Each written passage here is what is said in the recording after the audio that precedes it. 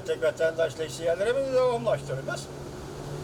Bugünkü sağış 2019 yıl 5. ayının 14. günü haftığı seyşembe. Mavzumundan.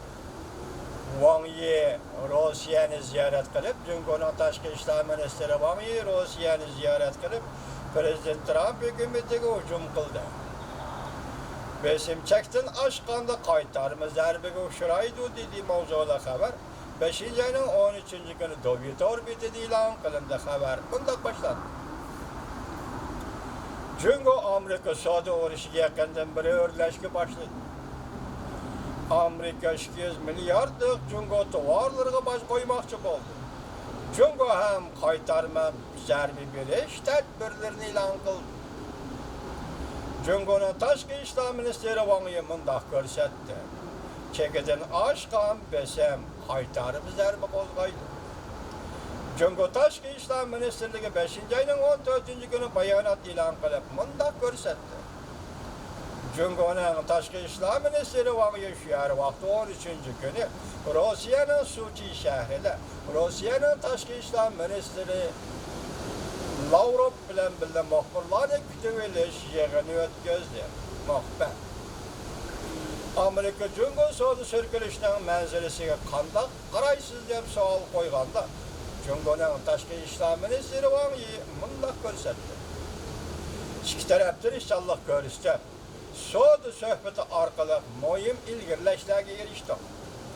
Yana astoydil muomala qilib, hal qiladigan masalalarga duch keldi. Mundaq ahvolda qarshi tarafni o'z oldiga ayiblash ojatsizdir. Mas'uliyatni boshqa tarafga ishtirib qo'yishni qabul qilg'ili bo'lmaydi. Cheksiz besim shiltishga urinish qaytarma zarbi keltirib chiqaradi. Wang Yi minister ta'kidlab bundaq ko'rsatdi. Suhbat bir tarafdan bo'lmaydi, barobar asoslar ustiga qurilishi lozim. Bir tarafdan talablarini, yana bir tarafdan qabul qilishini o'ylamaslik kerak.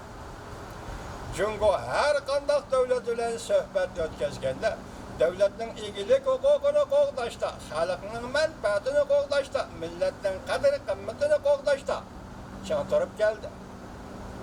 Biz prinsiplarni o'tmishda chang turib keldik, hozir ham, bundan keyin ham prinsipda chang turamiz.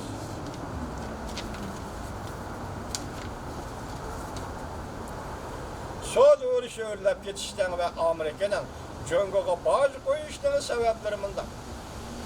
Amerika Qo'shma Shtatlarining prezidenti Trump Jungo suhbati kayniga yeni oldi deb hisobladi. Allaqachon bekitilib bo'lgan kelishim nusxasiga pushaymon qildi. Jungo deb hisobladi. Shuning bilan Jungo'ga bosim shiltishning darajasini yuqori ko'tardi. Lekin yana Jungo taraf murassa qilishimiz kerak deb hisoblamadi.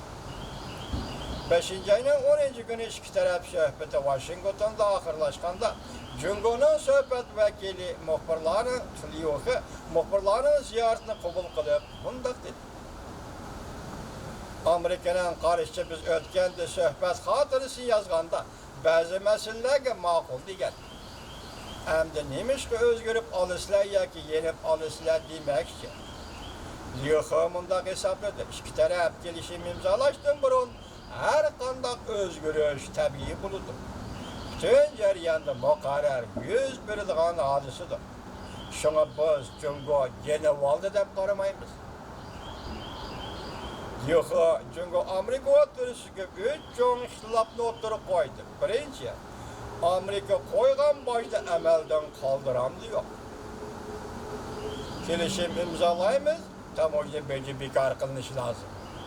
Ikkinchi, sertifikalash masalasi ikki davlat rahbarlari Argentinada o'rtaq turishga kelgan.